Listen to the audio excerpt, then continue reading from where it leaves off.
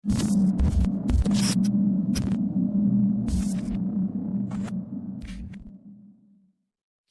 satu kali Nabi Shallallahu Alaihi Wasallam mendapati Muadz bin Jabal radhiyallahu taala anhu dalam satu keadaan, Allahu alam dalam keadaan tidak dilukiskan, bertemu dan mengatakan, perhatikan kalimatnya indah sekali ya, kalau di bahasa kita itu, Muadz, karena cintaku padamu, seorang sahabat Nabi loh, level tertinggi, ya kan? Memberi contoh pada kita, kalau punya sahabat, apapun dan bagaimanapun statusnya, cintai dia. Karena sahabat Nabi itu beragam, nggak sama. Status sosialnya beda-beda. Bilal tidak seperti Utsman. Siapa Bilal dibanding Utsman? Utsman kayanya luar biasa. Abdurrahman bin Auf tak terkira hartanya. Bilal punya apa? Punya tenaga. Status sebelumnya budak yang dimerdekakan oleh Allah melalui tangan Abu Bakar. Beda dengan Ali bin Abi Thalib. Ali bin Abi Thalib sederhana hidupnya. Terbatas sekali, Pak. Mungkin masuk kategori miskin. Kalau ada survei kekinian gitu kan. Sensus kekinian. Tapi ilmunya lebih kaya dari orang kaya sekalipun. Pertanyaan terdekatnya adalah, apakah Nabi memberikan perlakuan berbeda pada golongan sahabat ini? Tidak. Jadi sahabat terindah itu, pergaulannya tidak dibatasi dengan status sosial. Jadi kalau Anda punya teman yang memberikan perhatian lebih dengan status sosialnya, itu belum menjadi sahabat yang sejati. Karena contoh dalam Islam, persahabatan itu tidak diukur dengan status sosial, tapi diukur dengan bagaimana cinta kita bisa diterjemahkan melalui perhatian yang terbaik yang mendekatkan sahabat itu pada Allah Subhanahu wa taala. Itu poinnya. Ya, dan itu perilaku ya, bukan modus ya. Hati-hati ya. Hati-hati, bukan modusnya, ayo kita mendekat kepada Allah. Modus, cek dulu gitu ya. Salatnya benar enggak, latar belakangnya bagaimana dan sebagainya. Baik, karena cintaku kepadamu, aku akan berikan satu doa yang dibacakan setiap selesai sholat. Ya, jadi kalimat fi kulli duburi shalah, ya bimakna ba'da salam ijma'an. Kata para ulama yang dimaksud setelah selesai salam. Di Assalamualaikum warahmatullah, Assalamualaikum warahmatullah, selesai, kemudian biasa ada zikir kan, berdoa. Ya, jadi doa setelah salam dalam sholat itu ada, dan itu hadisnya dari Nabi dan ijma', para sahabat meriwayatkan itu. Jelas? Nah, ini sekaligus juga mengoreksi, meluruskan. Ada pendapat mengatakan nggak boleh atau tidak dibenarkan berdoa setelah sholat. Tidak, ternyata riwayatnya ada. Riwayatnya ada di kitab sahih tersambung. Nah, ini mungkin belum ketemu aja mungkin hadisnya sama teman-teman. Nyambung kembali, apa doanya? Yuk, saya bacakan di sini ada 2 doa saja karena waktunya terbatas. 1. Allahumma a'inni ala dzikrika wa syukrika wa husni ibadatik. 1. Saya tuliskan ya. Teman-teman saya ijazahkan. Nanti boleh dibaca ya. Ijazah yang ini tidak usah diverifikasi. Langsung saya bacakan, Anda ikuti ya. Ada hadis Nabi ini langsung. Bismillah. Allahumma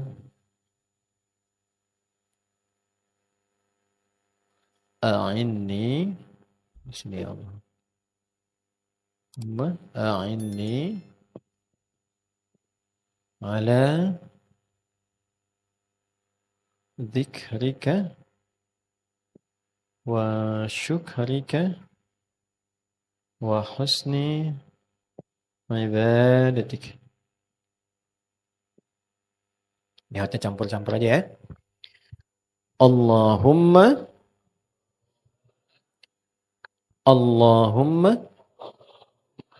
a'inni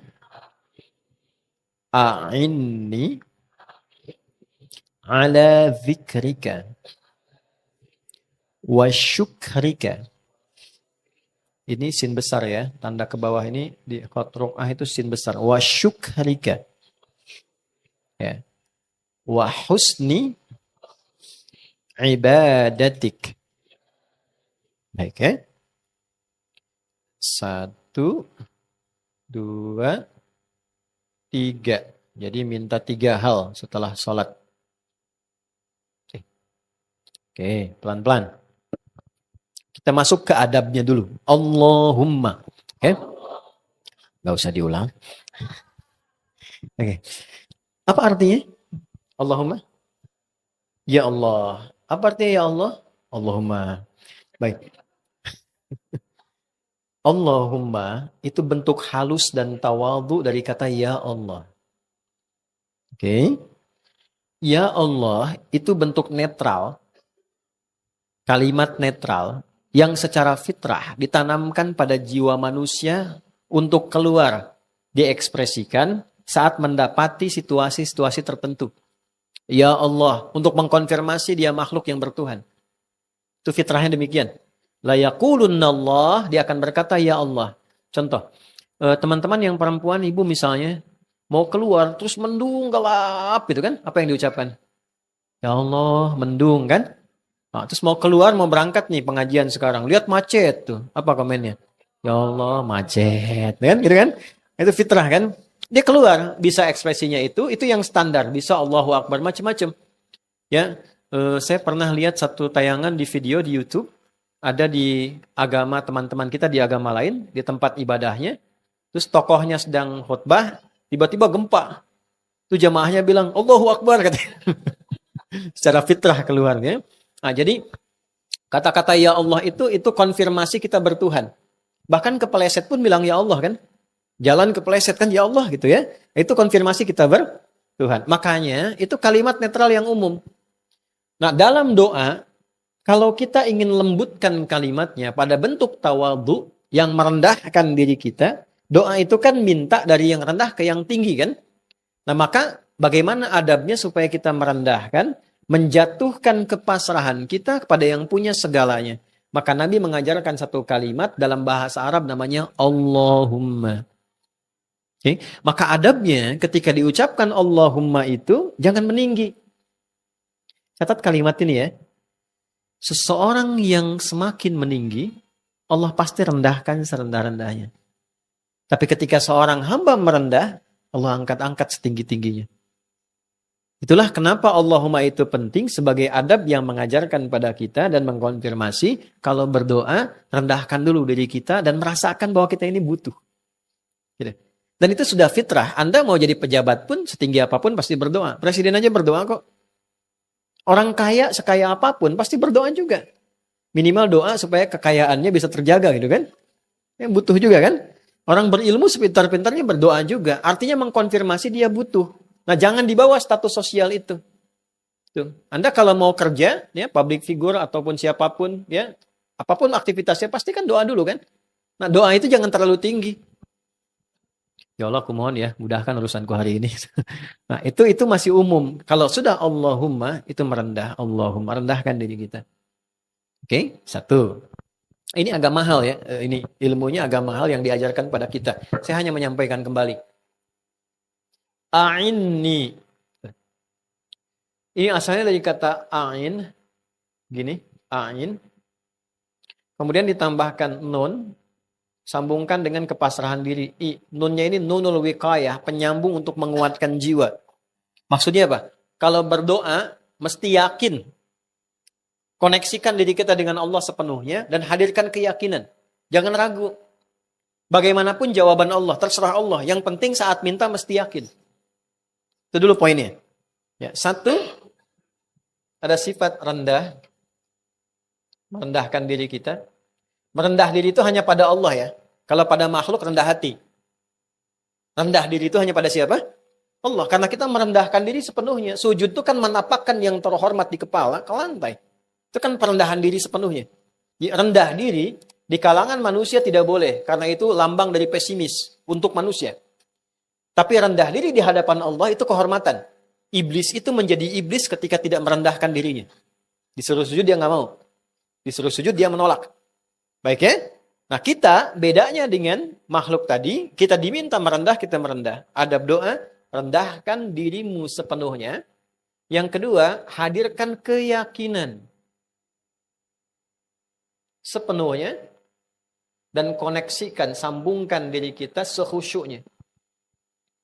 Minta dengan khusyuk, yakin punya Allah, sampai merasa punya Allah. Di berdoa itu jangan cuma di sini, maaf. Jangan cuma di lisan. Sambungkan kalimat doa itu sampai terasa pada jiwa, sampai ke sini. Ya, sampai kita merasa doa itu hadir pada jiwa kita, sampai di sini. Di 3 ini ya, ini penting sekali. Ini hal yang paling dasar, jangan sampai begini, nanti setelah diajarkan Anda tanya, Ustadz saya sudah minta kok nggak dikabulkan. Yang saya khawatirkan bukan masalah permintaannya, adabnya hilang. Ini nggak ada. Baik ya, jadi yang pertama, rendahkan diri kita. Yang kedua, hadirkan keyakinan pada jiwa kita dengan seyakin-yakinnya bahwa hanya Allah yang mampu mengabulkan doa ini, bukan yang lain.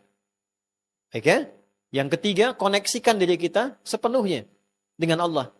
Makanya salah satu keterangan doa disampaikan setelah sholat. Kenapa pasca sholat? Karena sedang terkoneksi, baru dilatih. Kan dalam sholat itu bahasa Arab untuk mewakili makna terhubung, tersambung. Dari kata silah, wasolah, sampai. Silah itu koneksi yang kuat yang sulit diputuskan. Kenapa ibadah ini disebut sholat? Karena sholat itu menghubungkan kita dengan Allah sehingga terhubung dan sulit dipisahkan. Ciri orang berhasil sholat, pasca sholat, dia punya hubungan, keterhubungan dengan Allah. Ingat. Ingat itu kan terhubung. Di mana ditemukan surat 4. Ayat berapa? 103. فَإِذَا قَضَيْتُمُ الصَّلَاةَ Maka jika Anda telah tuntas mengerjakan sholat, فَذْكُرُوا cepat terkoneksilah. Kalau Anda berhenti di sini, فَإِذَا قَضَيْتُمُ الصَّلَاةَ Jika Anda telah menyelesaikan sholat, ini makna yang pertama, ada orang yang hanya sholat untuk menyelesaikan kewajiban formalnya saja. Dia tak peduli apakah khusyuk atau tidak. Yang penting sudah sholat. Ya. Nah, kalau nggak disebutkan kapan, siapa, dan di mana, ini menunjukkan di setiap masa akan ada orangnya. Dan setiap orang akan ada masanya. Jadi akan ada orang yang sholat, yang penting prinsipnya, yang penting udah sholat. Menggugurkan kewajiban. Dia tidak terlalu berpikir apakah sholat itu bermanfaat untuk dia atau tidak. Ada berkahnya atau tidak. Yang penting saya udah sholat. Jelas? Baik, teruskan. Fadhkurullaha, sholat yang sukses itu, yang segera mengoneksikan diri kita kepada Allah, tersambung.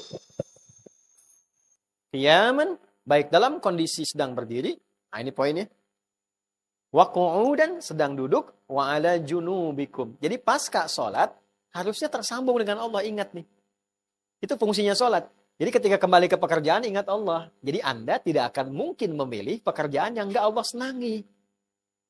Terus masuk ke tubuh, nggak mungkin bicara sesuatu yang nggak Allah suka.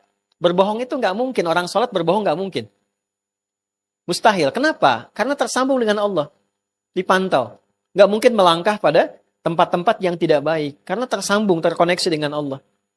Kan nggak ada penjahat baca bismillah dulu kan, setelah akan beraksi kan. Ada orang korupsi baca bismillah, kan nggak ada. Jadi kan? Kenapa? Karena konektivitas itu tidak akan mungkin bersanding dengan kemaksiatan. Maka dari itu, ketika disambungkan ke sini, pastikan lu terhubung. Ya, satu, setelah merasa nyaman, merasa punya Allah, kita merendah, baru kita bacakan. Nah, yang diminta itu 3. 1, Allahumma a'inni. A'in itu beda dengan misalnya asta'in. Iyyaka na'budu wa iyyaka A'in itu permohonan ingin cepat. Ya Allah, aku yakin dengan kuasa-Mu. Aku yakin hanya Engkau lah satu-satunya Tuhan yang aku sembah yang akan menjawab doaku. Aku mohon ya Allah, lekaslah, percepatlah, anugerahkanlah padaku dengan cepat hal berikut ini. Nah, teman-teman nanti coba cek ya, setiap nabi yang berdoa di dalam Al-Quran, yang ditampilkan maksudnya dalam Al-Quran, itu algoritmanya tidak keluar dari 3 bagian ini.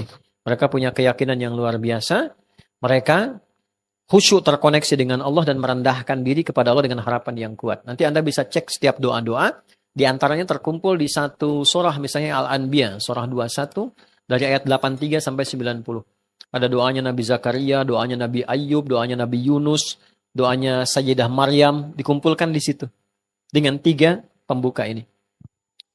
Oke, sudah paham, kita masuk pada bab yang ini. 1, A'inni ala dzikrika.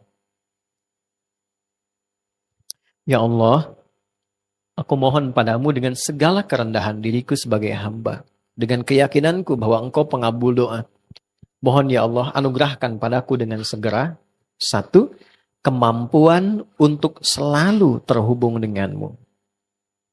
Kemampuan untuk selalu terhubung denganmu, berzikir kepadamu. Zikir itu terhubung. Saya kasih logika begini. Saya terhubung misal saja ya, belum tentu realitanya demikian. Saya terhubung dengan presiden misalnya, punya koneksi. Mudah nggak saya beraktivitas? Sangat mudah, karena punya akses ke presiden. Ya, mau masuk kementerian, diminta ID, telepon presiden. Ya kan? Ya, ada butuh sesuatu dipersulit, punya akses dan orang tahu, dekat presiden. Nggak dibilang pun langsung dipermudah. Bagaimana yang dekat dengan Allah? Yang tidak ada batas dalam pemberian. Tidak punya sulit dalam pemberian solusi. Nah, maka pesan penting yang pertama ini adalah terkoneksi dengan Allah sesungguhnya memberikan kemudahan dalam berkehidupan. Jadi ketika Nabi mengajarkan satu bagian, ya, itu sebetulnya ingin memberikan gambaran kepada kita untuk memudahkan kehidupan kita apapun profesi dan aktivitas yang dijalani. Intinya adalah berupaya tersambung sampai kita merasa punya Allah. Itu nggak mudah, teman-teman. Jadi kalau hidupnya ingin mudah, kesimpulan cepat ya, kalau hidup ingin mudah, tersambunglah sampai kita bisa menyimpulkan saya punya Allah. Itu mahal sekali, nggak bisa dinilai apapun. Jadi kalau sudah merasa punya Allah, segalanya kecil. Masalah seberat apapun, kalau saya, Anda, kita merasa punya Allah, itu ringan. Masih ada Allah, pasti selesai kok. Gitu. Kontrak belum beres, ada Allah. Allah pasti berikan yang terbaik daripada ini, dan disiapkannya lebih daripada ini. Nah itu poin yang tertinggi itu. Jadi kalau sudah terkoneksi dengan Allah dan punya Allah, dan itu yang kurang sekarang. Kenapa dicurhatkannya di media sosial? Ditumpahkannya di podcast. Saya ingatkan ya sama teman-teman semua nih, kalau masih ingin belajar nih dengan baik, jangan mencurhatkan dan menumpahkan informasi sensitif yang penting di ranah publik yang terbuka. Karena saat persoalan itu selesai secara personal, kita tidak bisa menyelesaikan itu dan meralatnya secara sosial. Dan di era sekarang itu diakses oleh keturunan berikutnya. Kalau punya masalah, ada bagian yang bahkan Allah declare-nya begini, aku sudah tutup, kenapa engkau buka? Di antaranya masalah rumah tangga. Jadi kalau ada masalah rumah tangga, terjadi malam, kata Nabi, jangan diungkit keluar. Kalau kita bisa tutup tuh, sampai siang, sampai kiamat pun Allah tutup. Kalau punya masalah siang, jangan terbuka malam. Artinya sehari itu pun tahan. Kalaupun perlu curhat, Allah tahu itu. Sangat tahu. Ada dua jenis curhatnya. Langsung curhatkan pada Allah. Itu Quran surah ke-12 ayat 86 misalnya. Nabi Yakub pernah dengar kan? Masalah rumah tangganya kan kompleks sekali tuh. Ya, sampai beliau nangisnya sampai matanya buta, Anda bayangkan. Ya, saya gambarkan gini ya Bu, teman-teman. Kebayang nggak seorang figur di rumah tangga yang menyimpan beban yang sangat berat, nangis sampai nangisin itu matanya buta. Udah sampai ke level itu belum? Ya kan? Kan nangis itu ada yang keluar ekspresinya, suaranya, wah itu anak-anak disebut buka namanya. Baka yabki bukaan. Buka itu nangis dengan ekspresif. Ada yang nangis, dipendam dalam hati, tapi air matanya keluar. Itu huzan namanya. Hazina yahzanu la tahzan. Dipendam, tapi air mata keluar. Ada buku namanya La Tahzan. Jangan banyak memendam kesedihan sepanjang kau merasa punya Allah. Tapi caranya bagaimana gitu kan? Ada yang dipendam, air mata nggak keluar, tapi sakit. Itu bathun namanya. Bathun.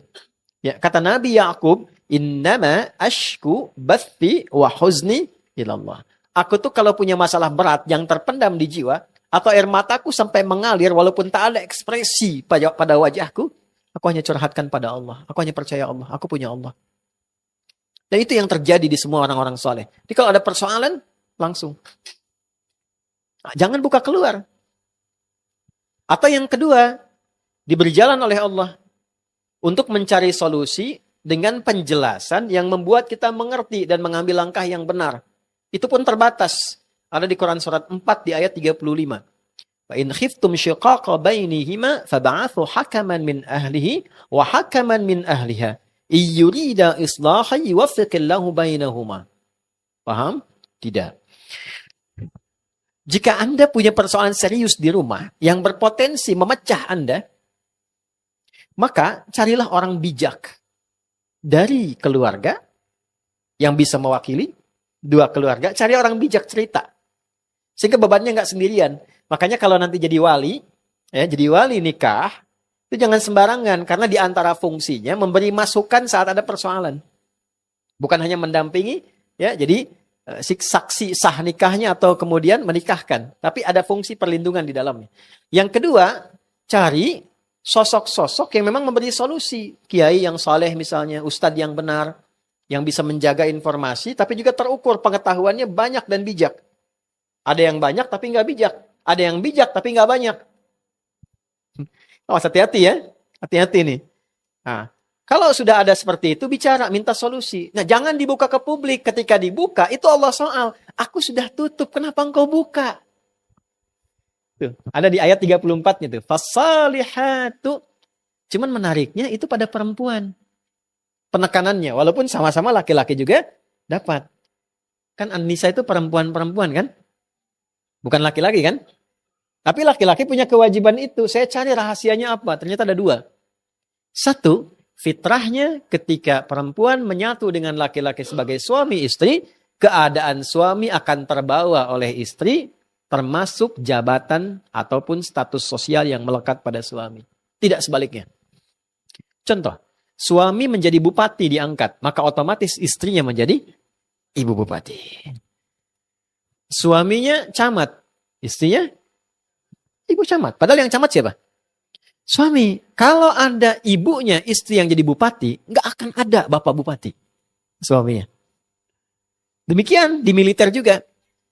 Suaminya kolonel, ibunya bisa jenderal. Balik kan? Sama, ya. Dapat jabatannya, pangkatnya itu akan hadir. Nah, persoalannya apa? Ketika itu melekat, apapun yang dikerjakan oleh istri, suami akan terbawa. Tidak sebaliknya. Suami punya jabatan misalnya kan, jabatan publik. Istri misalnya pamer, flexing, macam-macam dan sebagainya. Ada masalah yang jadi pekerjaan oleh istri yang terkena suami. Ikut. Termasuk dalam obrolan. Kenapa di surat An-Nisa? Karena seakar dengan nasa. Nasa itu adalah keadaan yang kadang memiliki keinginan untuk diceritakan. Maksudnya perempuan sependiam apapun kalau ketemu teman itu suka cerita. Saya nggak bilang curhat ya. Cerita. Nah, yang diceritakan terkadang tidak terseleksi. Yang seharusnya tidak boleh terbuka keluar. Contohnya apa? Fasalihatu qanitatun hafidhatul lil ghaibi bima hafidhallah. Dia tidak seharusnya menceritakan hal sensitif di dalam rumah tangganya yang dialami dengan pasangannya yang sejatinya sudah Allah tutup. Jangan buka ke publik dulu, cari solusi. Begini solusinya. Ini terbatasnya sehingga selesai di situ. Nah, sekarang yang terjadi kadang-kadang diungkap. Medianya muncul, judulnya pengajian, tapi diskusinya panjang. Ukhti itu mulainya. Apa kabar? Sehat. Anak-anak gimana? Baik. Suami gimana? Situ masalahnya ya. Nah, bikin status. Sekarang ke podcast. YouTube direkam. Pernah nggak menyadari kalau satu saat anaknya tumbuh dewasa lihat itu? Cucunya lihat, rekamannya ada. Terus di sekolah kemudian diceritain sama teman-temannya. Oh itu kamu ya, yang ibunya begini ya. Oh itu kamu yang ayahnya begini ya. Kebayang nggak? Nah itu yang tolong biasakan dijaga ya. Kalau yang punya podcast kan seneng aja, viewernya banyak. Dan sebagainya. Tapi kalau Anda misalnya, maaf, membawa suasana acara demikian akan berbalik. Anda yang akan diuji. Dengan peristiwa itu. Jadi kalau memfasilitasi hal yang terlarang kemudian hadir, satu saat Anda yang teruji dengan situasi itu. Dan tidak siap untuk menjalaninya. Itu bagian awal ya, yang mungkin penting saya tekankan. Balik lagi ke sini. Jadi kalau sudah merasa punya Allah, terhubung, itu kemudahan yang kita dapatkan. Nah turunannya, bagaimana kemudian kita bisa meniti jalan untuk mendapatkan kemudahan berzikir ini. Jalannya seperti apa? Kan kita minta ya Allah, anugerahkan aku pertolonganmu dengan segala kekuatan dan pengabulan doa yang cepat darimu, agar aku selalu mampu terkoneksi kepadamu, terhubung denganmu, zikir. Apa tandanya orang sudah bisa terhubung dengan Allah? Cirinya bagaimana? Nah, jalannya bagaimana? Hah? Karena kan banyak orang yang tiba-tiba ke pohon, bikin orang ke laut, gitu. Macam-macam. Kan mesti ada jalannya kan? Kalau nggak diterangkan nanti orang bebas kan? Dan merasa punya kesimpulan terhubung dengan Allah. Itu yang dijelaskan Mbah Hashim. Mbah Hashim itu Hadratus Syekh Kiai Haji Muhammad Hashim bin Asy'ari itu punya kitab 17. Di kitab yang kedua ada namanya Risalah Ahlus Sunnah wal Jamaah. Ya. Di halaman yang 10 sampai ke 11, paling kiri sebelah bawah tuh di pojoknya, beliau pernah menyampaikan informasi begini. Ada orang yang kreatif kemudian menghadirkan metodologi zikir sampai menyimpulkan dia terhubung dengan Allah.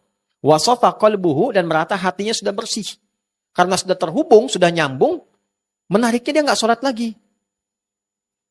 Ya, jadi kalau ditanya, oh Anda kok nggak sholat? Kan sudah adzan.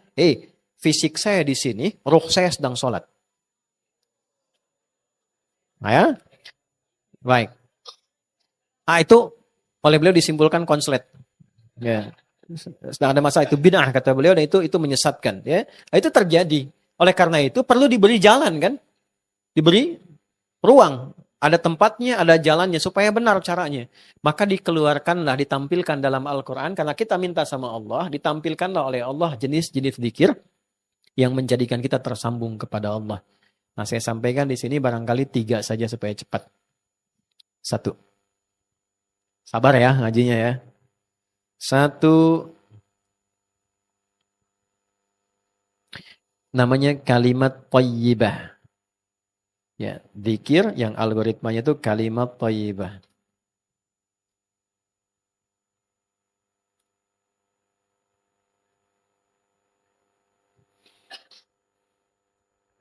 Oke. Bentuknya, bentuk kalimatnya cari sesuai kebutuhan. Misal, bisa al-asma'ul husna.